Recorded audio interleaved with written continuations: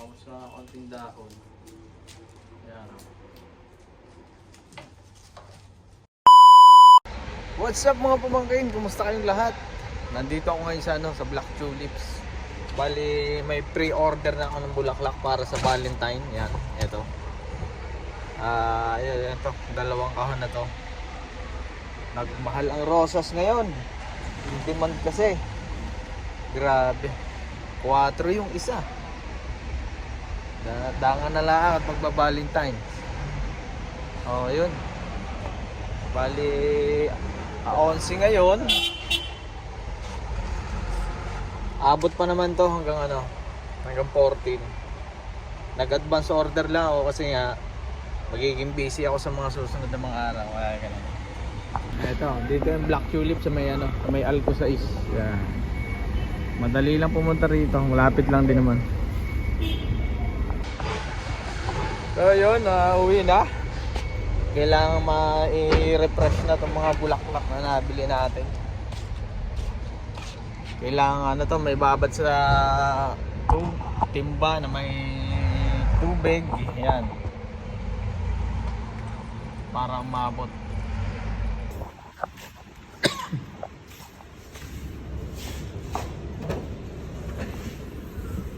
Ito na yung bulaklak natin. Grabe, ang mahal.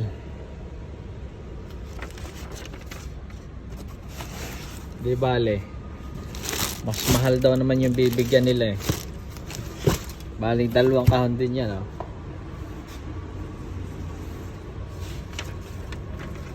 Ako nang bahala dyan. Kailangan ko na makondisyon yung bulaklak na yan. May lagay sa tubig para umabot pa. So ready na. Ito yung 2 timba natin. Tapos ito yung mga bulaklak natin. Puputulan ko lang ng tigko-konti dito. Tapos ilalagay ko dito sa may tubig para makasipsip pa siya. So yung mga buko, maliliit na bulaklak, pwede pang may pag-asa pa siyang bumukod at lumaki. Ayun. So yun mga pamangkin, dito na tayo sa bahay. Kailangan natin i-condition itong mga bulaklak na to. Ayan. Ito ay carnation.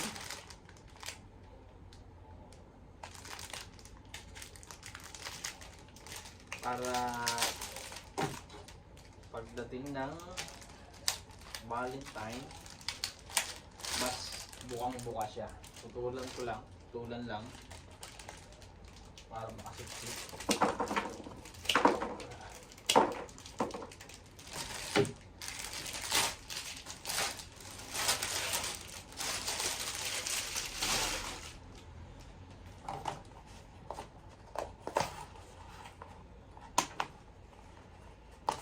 Ayan. Naku, may naputol pa. Pero maganda. Hindi ko natatanggalan mga dahon. Ewan na yan. Diyan yan. Carnation. Dito. Ang carnation kong binili ay nasa 20 lang. Ito yung padalawa.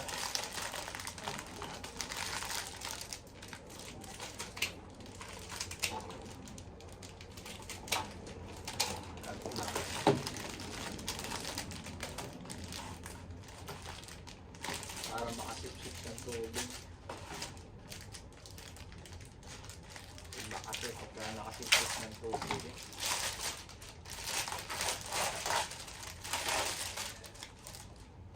kulay to.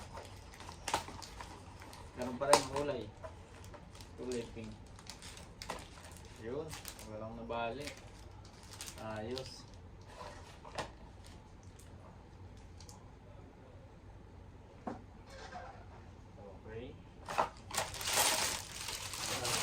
Dito tayo sa rose. Spray rose to. Spray rose. Kailangan makondisyon natin. Pukul ang bunting.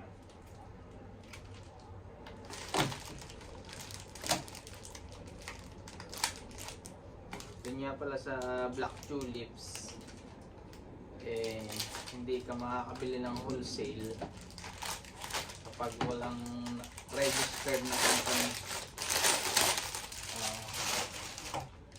Buti na lang may kaibigan ko na kay Madam. Tinanong ko siya kung pwedeng gamitin ko yung company niya para makabili ako ng wholesale. Kasi kung bibili ako ng retail, mas mahal lalo.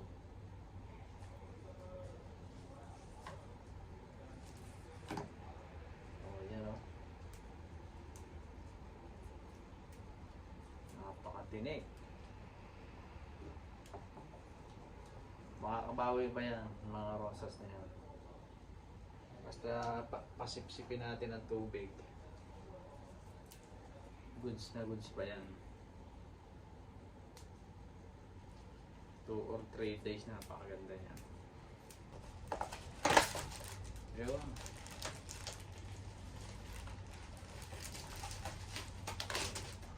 Grabe, napakatitinik na urus niya yun.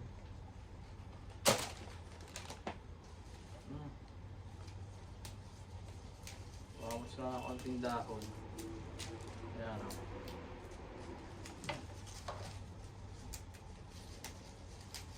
Puro bukas. Bukas ko natatanggalan ng mga ibang ano, yung mga petals na hindi na maganda masyado. Sisip-sipin ko muna siya ng tubig. Grabe tinik ng mga rosas. Yun ito. Yan.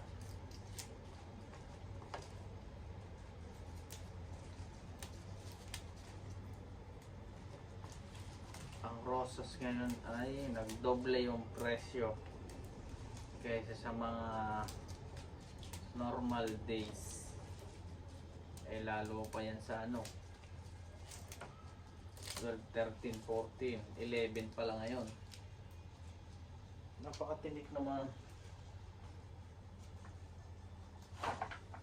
Masakit ah.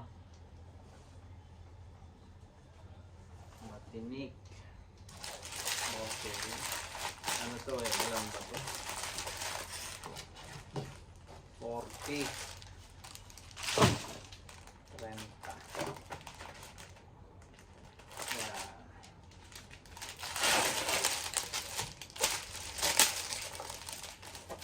Galing pang ano to? Ibang bansa.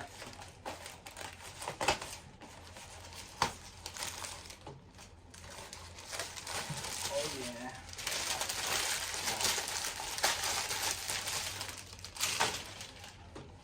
Tanggal-tanggal lang ng dahon. Pero tatanggal ako pa ng tinik to. Mahirap i-buhay ito pag ano, matinik. Pag hawak mo ganyan, iyak na lang, matinik.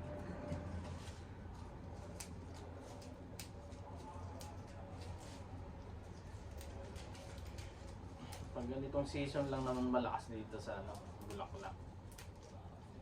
Winter, tapos ganitong magba-Valentine. Maganda yan, maganda.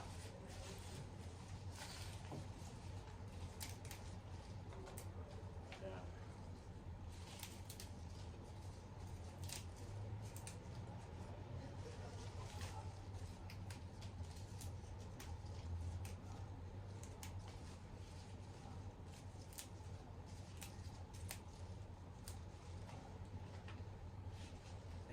Okay na. Tapos na yung ano. Tapos na yata yung process. Tapos na ba? Check ko na. 40 yan eh. Oh, may isa pa. Isa pa dito, may isa pa. Tapos sa isang timba.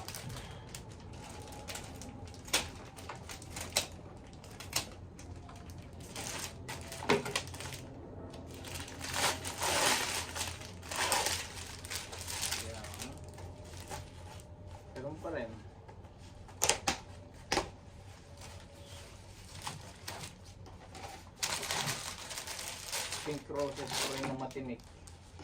Grabe tinik. Kailangan ko bumili ng pang scrape na gano'n. Para matanggal tinik ba. Madaling magtanggal ng tinik.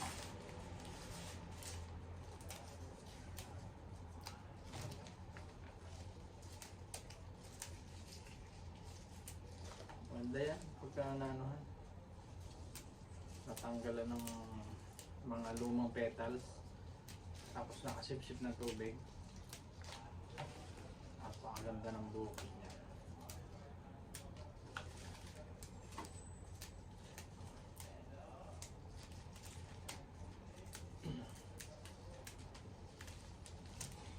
Yan.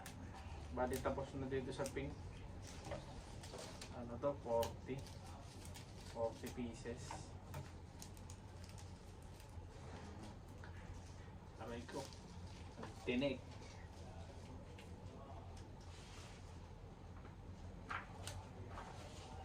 Yan. Okay na dito sa kulay pink. Ayos na. Kulay ano naman tayo. Kulay pula.